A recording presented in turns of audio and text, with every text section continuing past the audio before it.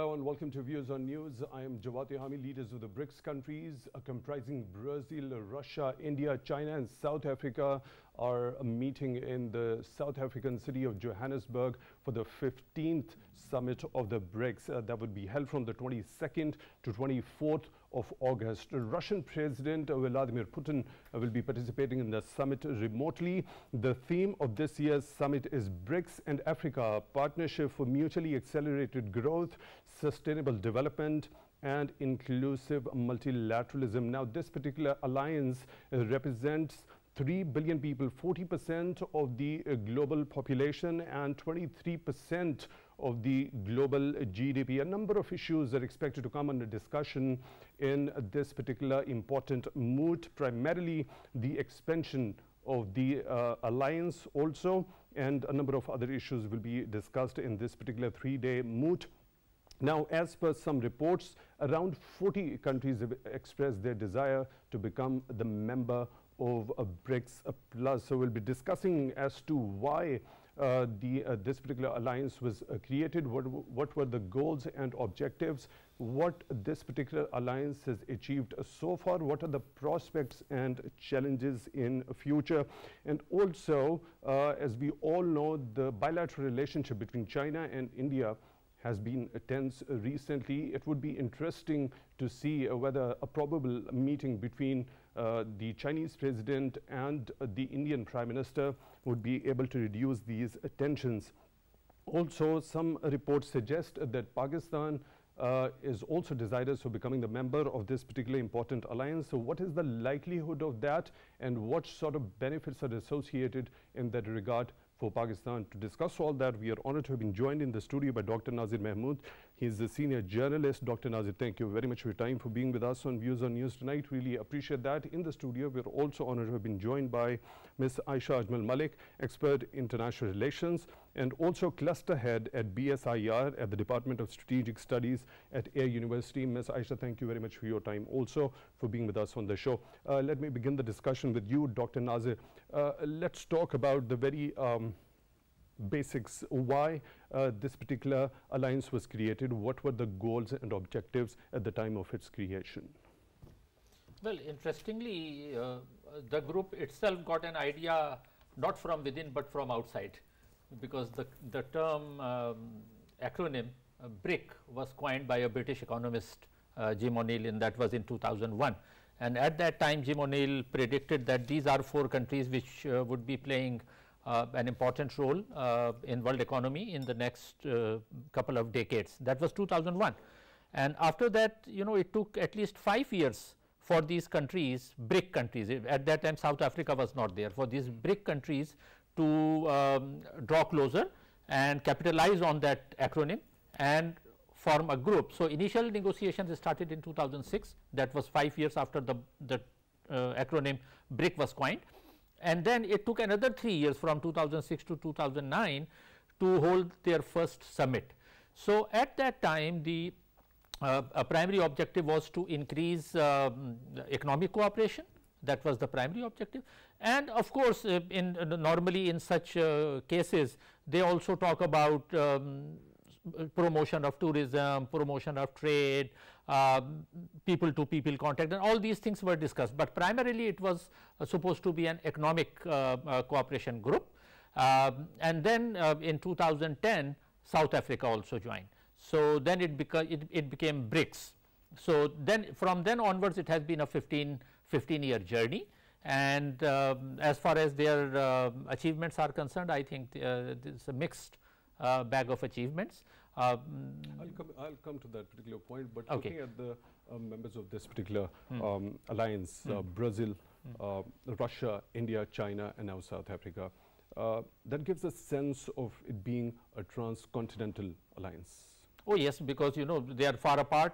One is from South Africa, one is in South Africa, one is in South America, 2 neighbors in Asia, 2 neighbors are in Eurasia, Russia and China. So it's a very diverse type of group.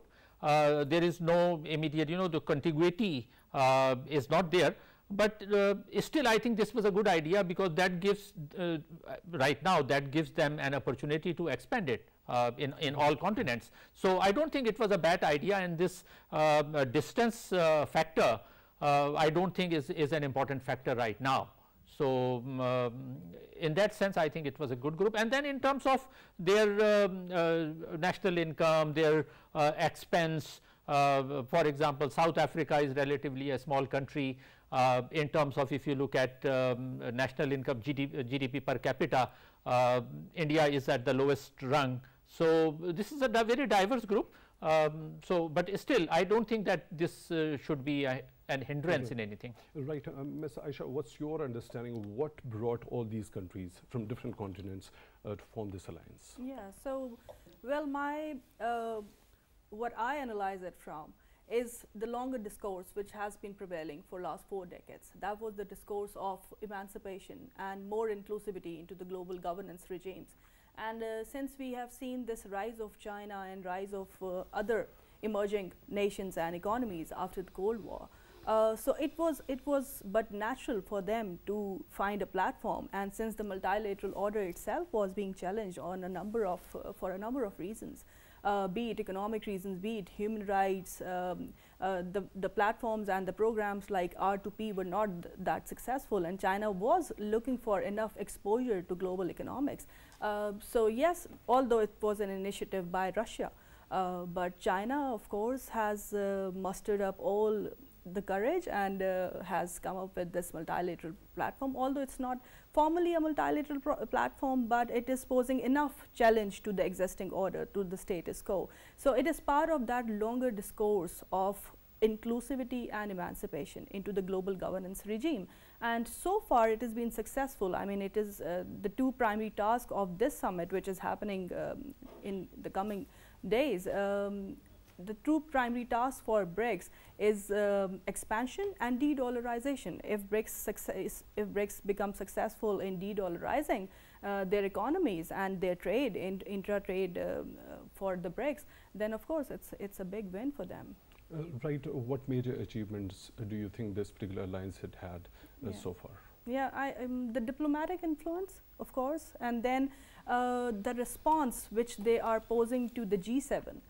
Since they all are members of G20 group as well, which is upcoming in September, and China would be participating. China is signaling at participating in the G20, which is India is going to host. So definitely there is diplomatic win, and then there is economic resilience, which is shown by these countries towards the existing global economic governance, which was not very inclusive since the times of the calls for new international economic order of 1970s. So yeah, there are diplomatic and economic wins which this organization has achieved so far. Right. Dr. Naazir, when we talk about the National Development Bank, now it has invested around $32.8 billion in 96 projects worldwide. Do you think it is a phenomenal achievement as far as this particular alliance is concerned? I don't think so, because this, of course, this amount is a substantial amount. But if you look at the overall economic realities of the world, and as Dr. Ayesha Malik also pointed out, essentially economically speaking, also in 1990s we saw a unipolar world, and unipolar world essentially emerged after the collapse of the Soviet Union. And when Soviet Union was there were previous attempts before this BRICS group. There were previous attempts. For example, there was a group of non-aligned movement created in 1955. Then there was group of 77 created in 1964. There were attempts, but overall they failed to make an impact. And as a result, ultimately we saw in 1991 Soviet Union collapse. 1990s was the emergence of the unipolar world, and 2000 onwards China started asserting itself. And then when 2006 and 2009 important milestones for BRICS. So of course there was a desire on the part of these BRICS countries to, as she also mentioned, de-dollarization. That means in addition to that, the challenging of Bretton Woods institutions, IMF and World Bank. But practically speaking, countries like Sri Lanka, Pakistan, when they face economic crisis, now BRICS is nowhere to be seen. Yeah. What do we see? We see China individually helping Pakistan. IMF doling out a couple of $1 billion to Pakistan. The same thing happens to Sri Lanka. So BRICS, this new bank of BRICS, new development bank, it is playing a role, but this role is relatively a smaller role. Ideally, it should play a more important role, but I think that will happen only when a country like Saudi Arabia joins. Saudi Arabia's income would be, if Saudi Arabia joins, it will be probably the richest country with $28,000 per capita income.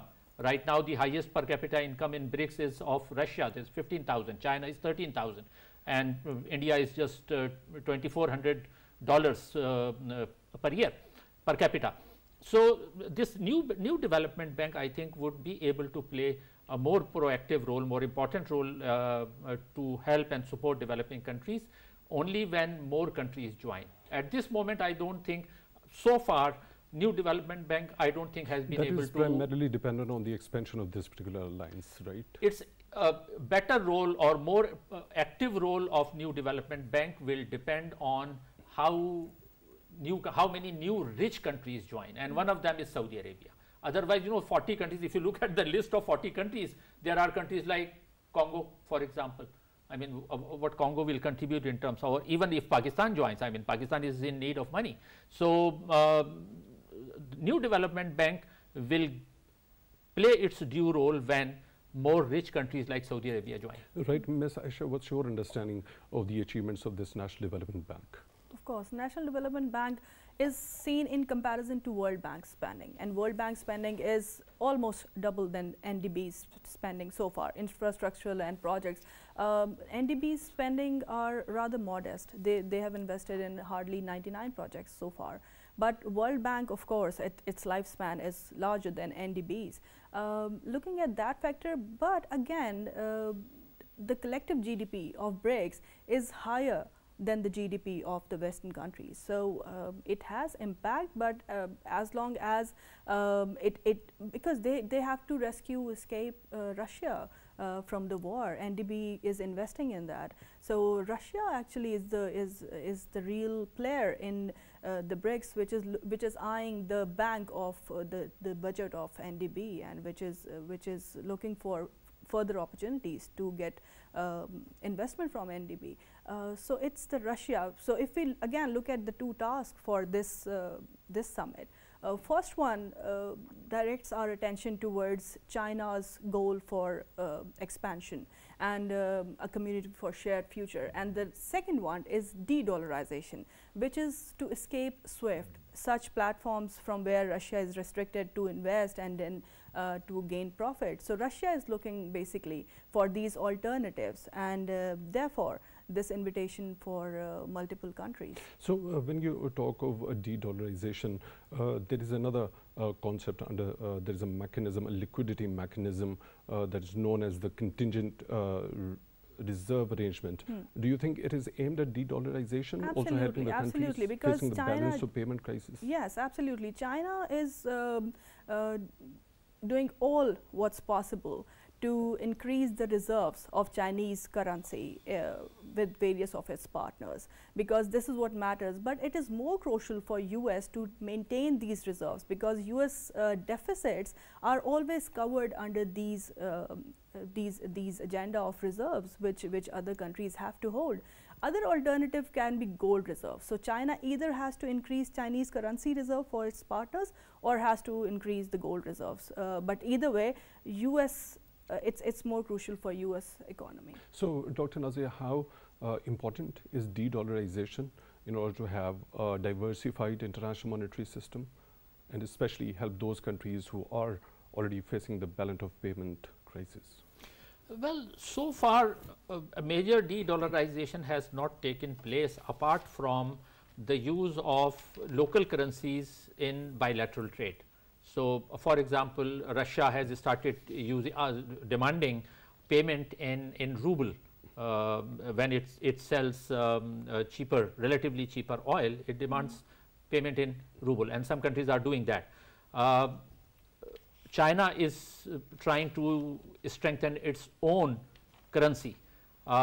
India again is trying to use its own currency, Indian rupees. So right now, de-dollarization will take place, I think, only when somehow they are able to either have a common currency, like on the pattern of how much that is doable. I don't think that is doable at the moment. I don't think it's doable at the moment. So Euro also came into being after decades of negotiations. So what are and the all. hindrances? Well, diversity, first of all, you know, geographic expense, number one. Number two, there is a wide variation of their own economic systems. Then their own bilateral trade is not of that magnitude combined with other countries where they can introduce a currency, a common currency, and ask new countries that are joining to also use that currency. So, you know, before other countries join BRICS, first of all, they should be able to develop their own currency to use for their own purposes. They have not been able to do that. So, in near future, what I see, maybe they will be able to enhance the use of their own local currencies in bilateral trade or even some barter trade, but the possibility of a unified currency on the pattern of euro is not possible. So, I do not see a major threat at the moment, at least for the next couple of years, to dollar. Dollars used by China, Russia and India may be reduced for their bilateral trade, but let us say, for example, when India trades with other countries other than BRICS countries, that trade takes place in dollars. Similarly, when China, most of Chinese trade that takes place with the rest of the world, that takes place in dollars. Russia has done great harm to itself and to BRICS by invading Ukraine. Had Russia not invaded, probably the situation would have been different and probably BRICS would have been in a much stronger position. So, Russia in fact in this group has become kind of a odd one out. So, unless that problem is solved, I do not think that that single currency will materialize, or the use of local currencies for international trade will be possible and at a wider or broader scale. Right, Ms. Ayesha, what's your understanding of this? What's the possibility? Is it doable to have a common currency of this alliance? Well, as Dr. Naazir said rightly, that of course it's an ambitious plan because you see that euro become a single currency. It took half a century, and there were multiple of these stages through which Europe had to go through. And then there was, as he continuously is referring to contiguity, to a proximity. When there is regional proximity, there's more trade. This leads me to another response which summit is going to do, and that is the response towards the G7, which happened in May. There were two terms. One was coined at G7, that was de-risking, that was used, not coined, that was used de-risking, and at this summit we are going to listen to de-dollarization. So, there are these two Ds which are going to play all the phenomena. De-risking supply chains would enable the West to trade better with each other, and of course constrain China from doing these illegal activities which China is involved in, and China violates the international law by its own vocabulary when it says that we do not know the terms relevant waters or adjacent waters. So, limiting your supply chains would benefit Europe and G7 countries. At the similar point, de-dollarization would benefit the BRICS, right? So, these two are rather responses to each other, and when economic blocks are in constant competition with each other, I do not see a point of developing another currency, because for another currency, for an integrated currency, you need rather enhanced trade with each other. And with constrained supply chains or de-dollarization, I do not see a cumulative framework of an integrated currency. Right, Dr. Naazir, as some media reports suggest, around 40 countries have expressed desire to become the member of this alliance. Of course, there must be something lucrative associated with this alliance. That's why they have expressed the desire to become the member of it. So, you already said the achievements made so far haven't been that phenomenal. Well, you know, just quantity, again this is a question of quantity and quality. if you keep increasing the number, again I will give example of, let's say, a group of 77. When group of 77 was created in 1964 or mid 1960s, just 77 countries. Now it has 134 countries. Group of 77, which started with 77. In the past 60 years, they have added more countries. Now 143 countries are members of group of 77. But just the quantity, just increasing membership has not increased in any way the clout of group of 77. Non-aligned movement that was created in 1955 also, that has also declined in its influence around. Now we rarely hear about non-aligned movement. So even if all these 40, I don't think that these 40, because right now the task is not to admit the countries. The first task is to develop a set of criteria. They don't have, so one of the items on the agenda is to agree, because this will be of course with consensus, to develop a set of criteria to admit these countries. So this is the first step. So this discussion about admitting is still far flung. You know, this is not possible, I think, at least for a couple of years, unless they are able to. And I think that while developing that, very important point and pertinent point that you just mentioned, the criteria for entering the new members into this particular alliance. I'll come to take your detailed view regarding that. We are now joined by another participant, Ms. Naila Chauhan, former ambassador. Ms. Naila, thank you very much for joining in at Views on News tonight. Really appreciate that. Now, the 15th BRICS summit is being held in Johannesburg, city of South Africa. What are the prospects, or what do you think are the probable outcomes of this particular summit? Well, I think that it's difficult to predict at this moment what the outcomes will be, because at this moment you can see that the participants have differences of opinion on several issues. As far as the de-dollarization of the currency is concerned, it is an important agenda item, and like the preceding speakers were talking about, the National Development Bank, the NDB, it has been there for 10 years. They have been talking about de-dollarization, but in effect, it is not as easy, because when Bretton Woods system was established, it was entrenched in the international system in a manner that the member countries would not find it easy to delink themselves from dollar. Now, dollar itself is losing its value, because after the Nixon regime, when they delinked dollar from gold reserves, the Fed has been printing money, which has been source of inflation as well. So this growing voice for de-dollarization, or creating an alternative system, is very important. But at this moment, I think the situation is still not ripe. So this summit in South Africa is an important step, but it remains to be seen how much of consensus they can develop among themselves. And like the preceding speaker said, that these five will not and cannot change the whole international system. They need to have more members to support this argument and more economies to join in.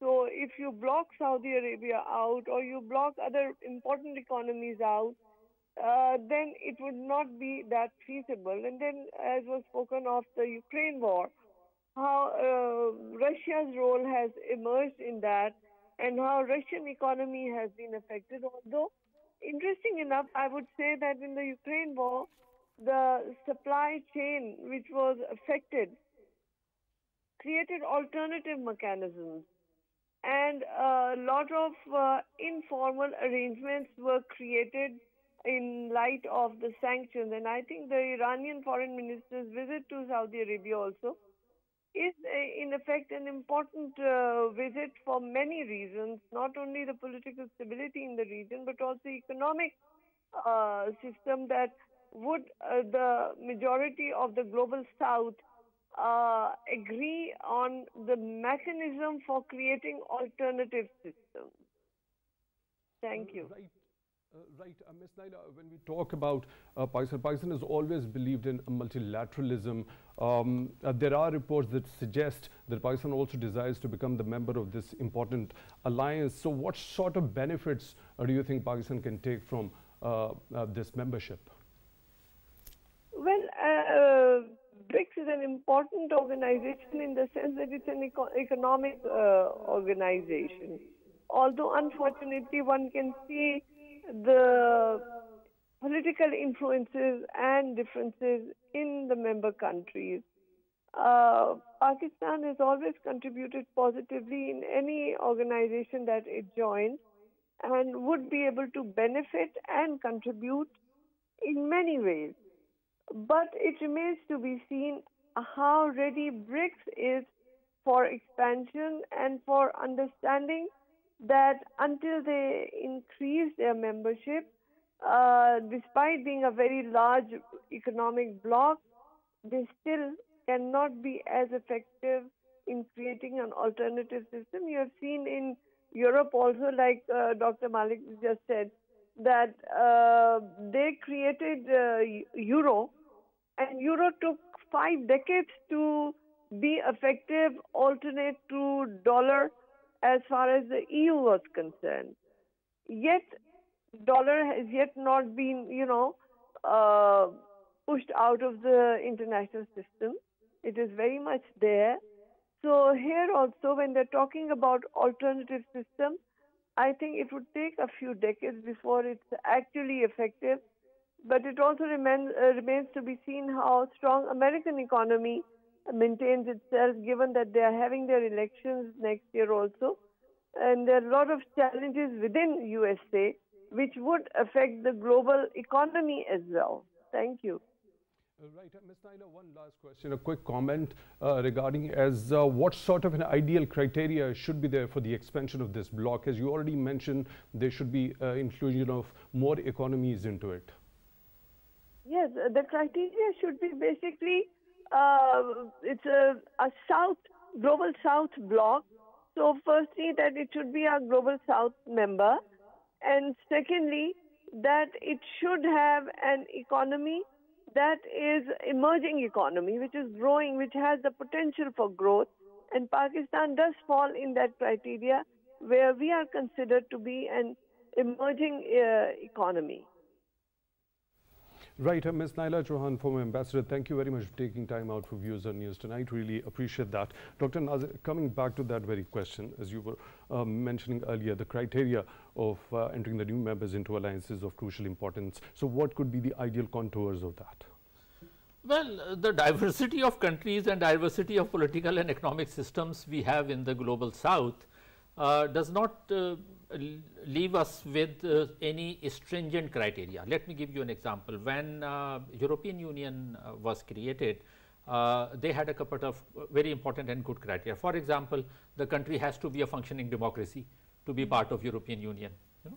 To be part of Euro, they have to have a certain level of, they should not exceed the level of deficit in their economy. So economy should be relatively stable.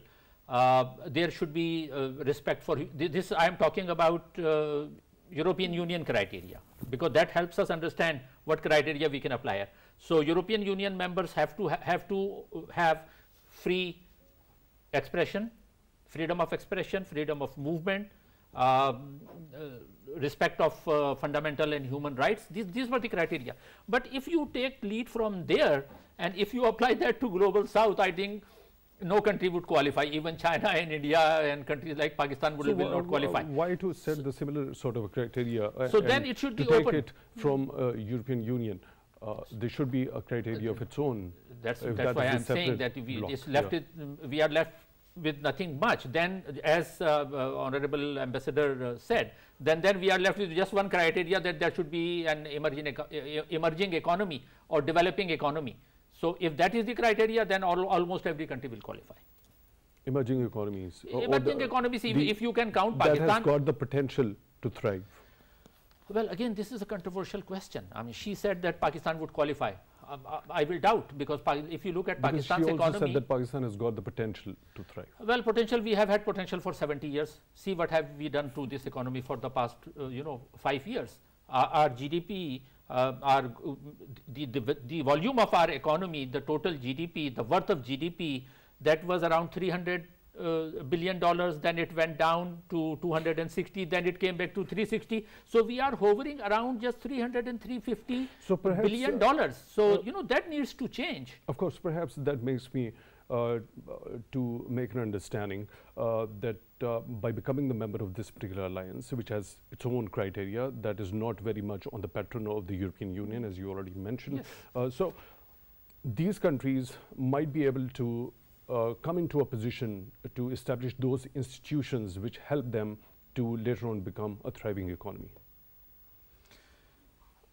Maybe, first of all, they need to have functioning democracies, I think. Number two, they need to have infrastructure, wherewithal to support that emerging economy. So if a country does not have the wherewithal, the requirements, the prerequisites for economy, we can only have a wish list. So just having a wish list will not help unless there are some fundamental, substantial ground to stand on. Don't you think the debt burden has actually added to the injuries of developing economies? There's very strict conditions set by the institutions like IMF and the World Bank. I am glad you reminded me of that. Pakistan is right now a member of Group 11, G11. And what was that Group 11 countries? Now we have been relegated to that stage. Group of 11 countries were those countries which during the coronavirus had to form a group to beg the donors to give relief in their debt repayment. And these were only 11 countries in the world, and Pakistan was one of them, and the other countries mostly were from Africa. So if we are member of Group 11, which has been asking donor countries to give relief, that needs to change. So we cannot blame IMF or World Bank or even BRICS for or China because they give money. Of course, they are not charity organizations. The IMF works to alleviate our monetary crisis. World Bank also gives in development. So they are not charity. They have their conditionalities. So unless countries like Pakistan or any other country willing to become BRICS member, it has to get out of that debt trap. And getting out of that trap does not mean that IMF is pushing us into, as some people would like us to believe. Well, because there is a huge interest rate on the principal amount that the country keeps on paying back. Well, IMF, as we know, has two programs. One is a standby arrangement, and the other is a structural adjustment program, as we know. So, both of them, the standby arrangement that we are going through right now, that lasts for 12 or 18 months, and then structural adjustment program. So, ideally, to get out of that, both these programs should be followed up. And not only followed up by promises, fulfilling the conditionality. We have no choice. What happened in the previous government? Then we had an agreement with IMF, but the conditionalities were not followed. And what happened ultimately? We were in a deep crisis, and we were on the verge of default. Ms. Ayesha, your understanding of this whole phenomenon, the emerging economies, the potential to thrive in future by becoming the member of this important alliance, such as BRICS, and be able to establish institutions which help the country to keep its economy on the right trajectory. Yeah. So coming to your first question, that how to expand BRICS, what could be the criteria for expansion of BRICS?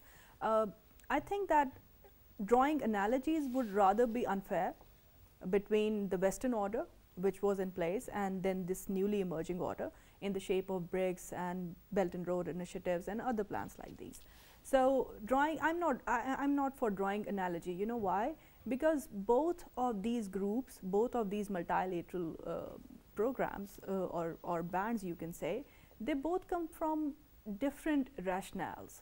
The rationale for Western multilateral order was different. It was a rationale for cooperation, and it it followed the liberal order, it followed the liberal norms, and which became universal norms, and democratic governance was the primary criteria for expansion of Eurozone. But in case of BRICS, there is no internal interference, right? There is no prerequisite for democratic governance. There are no such constraints, but of course we should be mindful of their primary agenda, which was resistance against the status quo while maintaining their own status of being an emerging economy. So their primary criteria would naturally remain the same as per their rationale. So why was there a need to resist that status quo? Yeah, of course, there were multiple factors. For one, I think that the political philosophy answers much of this question. You see that the Western order was following these universal norms of liberal democracy, and then there were these wars in the name of liberal democracy, and there was a lot of geopolitics which was centered in primarily in one part of the world while it was maintaining its hegemony, although I don't like the term because it's really a critical term used by the Gramsci. But the hegemony was maintained by the US-led order towards the rest of the world, and while it was being done, China was emerging. China became a prominent member of international economic governance while it was doing that, and Russia of course was looking for a rehabilitation from the humiliation.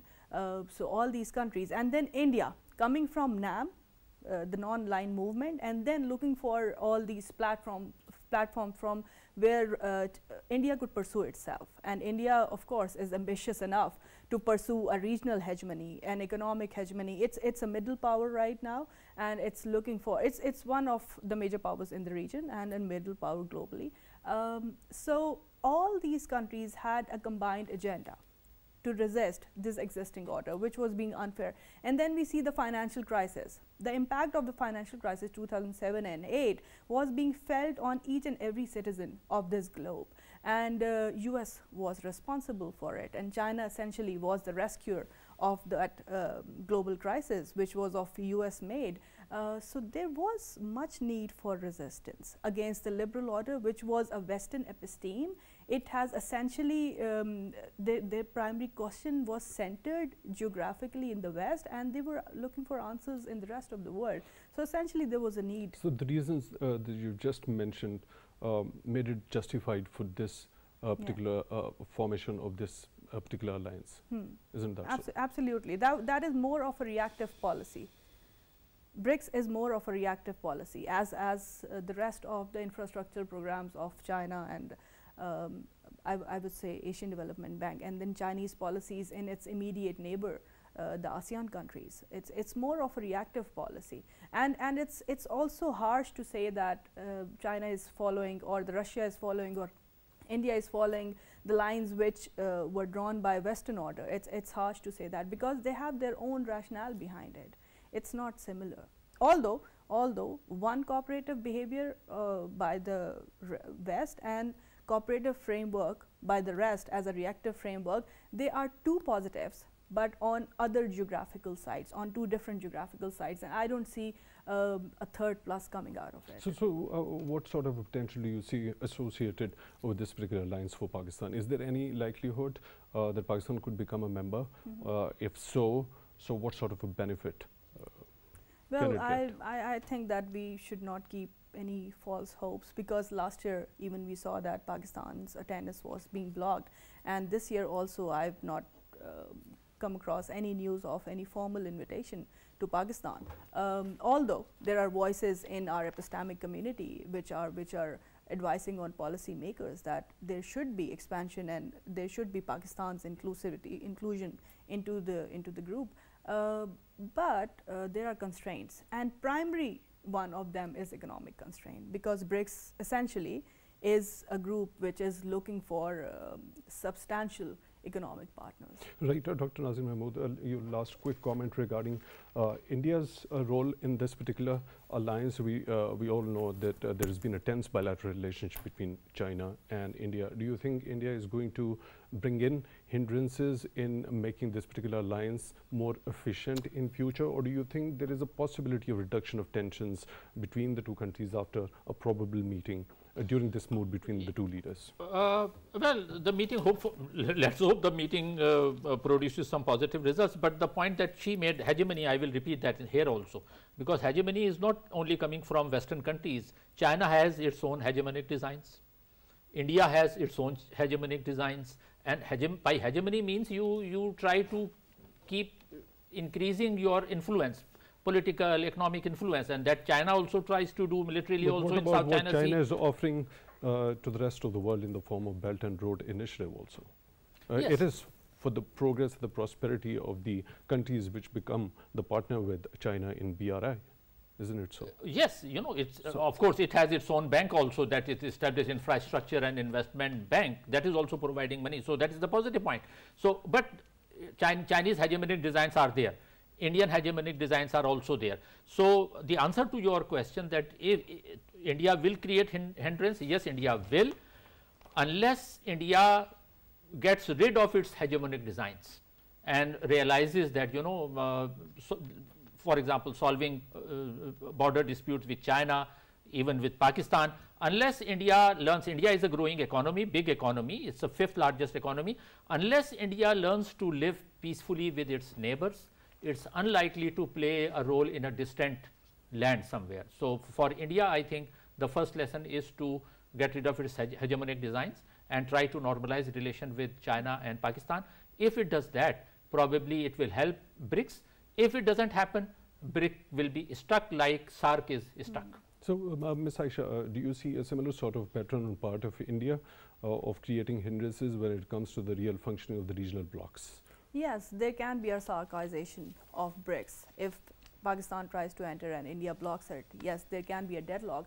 But provided China's previous patterns, I don't see a disengagement in near future on the border. And as long as the troops are engaged on the border, I don't see any normalization of India-China, although the trade is going on and economic relations are healthier than ever. Ms. Ayesha, Ajmal, Malik, expert in international relations, thank you very much for taking time out for views on News Tonight. Really appreciate that. And Dr. Naazir Mahmood, senior journalist, thank you very much for your time also for being with us on the show tonight. With that, we come to the end of today's show. Till the next one, take good care of yourselves.